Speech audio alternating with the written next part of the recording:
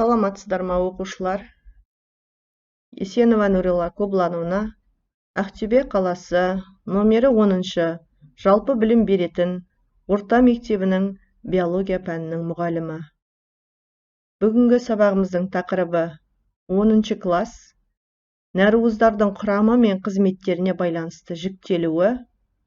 Оқыту мақсаты нәруыздарды олардың құрылымы, құрамы, атқаратын қызметтері бойынша жіктеу. Сендер білесіздер ме? Не себепті нәруыздар тіршілік негізі деп есептеледі? Нәруыздар сыртқы пішіні бойынша қандай болады? Қандай нәруыздар күрделі деп аталады? Күрделі нәруыздар жасушада қандай роль атқарады? Бүгінгі сабақтағы кілт түсініктер: фибриллярлы нәруыздар, глобулалы нәруыздар, қарапайым нәруыздар, күрделі нәруыздар, нәруыз қызметтері.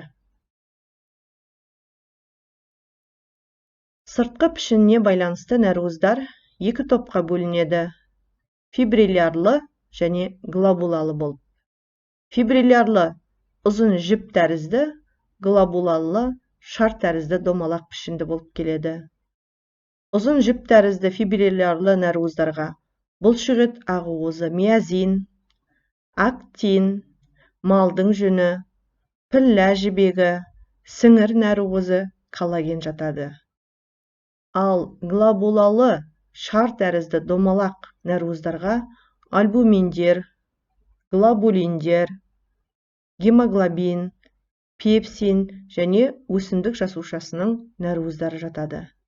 Міне алдарыңызда көріп отырған суреттегідей жалпы осындай пішінді болып саналады. Нәруыздар бұдан басқа қарапайым құрылымы бойынша және күрделі болып бөлінеді. Қарапайым нәруыздар тек амин қышқылы қалдықтарынан тұратын болса, күрделі нәруыздар полипептидтік тізбекпен қоса басқа да химиялық қосылыстар болады. Қарапайым нәруыздарға коллаген, кератин, эластин, глютелин, гистон жатады. Ал күрделі нәруызға металлопротеин, хромопротеин, фосфопротеин, гликопротеин және липопротеин жатады. Енді осы нәруыздарға жеке тоқталатын болсақ, металлопротеиндер құрамына жай белок пен металл кіреді. Өкілдері: ферритин, суда ерімейтін нәруыз, молекулалық массасы 400 мыңға дейін барады. Құрамында темір 20%. Темір пептидтік топтағы азотпен мықты байланысқан. Темірдің қорын түзеді, бауырда, көкбауырда жиналады.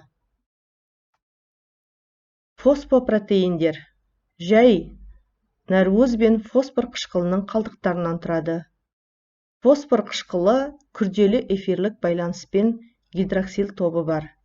Амин қышқылдарына жалғасады. Қасиеттері: құнды нәруыздар қайнатқанда ұйымайды, суда ерімейді, қышқылдық қасиет көрсетеді, сілтінің және тұздың сұйытылған ерітінділерінде ериді. Липопротеиндер. Құрылымдық липопротеиндер биологиялық мембраналарды түзеді. Бос липопротеиндер қанның құрамындағы өте төмен тығыздықты және жоғары тығыздықты протеиндер болып саналады. Хромопротеиндердің жіктелуі. Гемопротеиндер тыныс алу белоктар және тыныс алу ферменттері болып саналады. Магний порфириндер хлорофилл дәндері. Пигменттер құрамында 30-55%-ға дейін меланин, 45-70%-ға дейін жай нәруыздар болады. Келесі тобы гликопротеиндер. Нағыз гликопротеиндер жай нәруыздар, құрамында 80-90% жүйесіз көмірсулар болады. 10-20% моносахаридтер, гексозаминдер, нейрамин, сиял қышқылдары кездеседі. Ал протеогликандар жай нәруыз 2-10%, жүйелі көмірсулар 90-98%. Гликозамин гликандар кездеседі, гиалурон қышқылы, хондроитин сульфаттар және гепарин болады құрамында. Енді нәруыздардың қызметтері.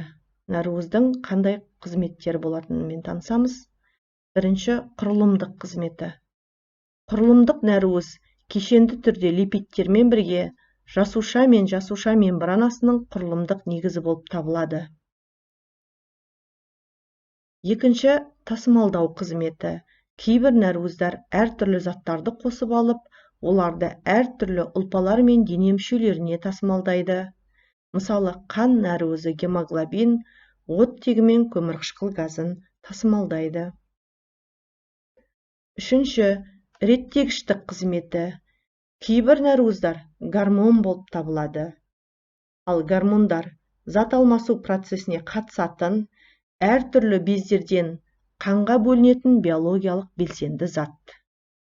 Гормон, инсулин мысалы гормоны, глюкоза үшін жасуша мембранасының енуін жақсарта отырып, гликоген синтезін қамтамасыз ете отырып, қандағы қанттың мөлшерін реттейді.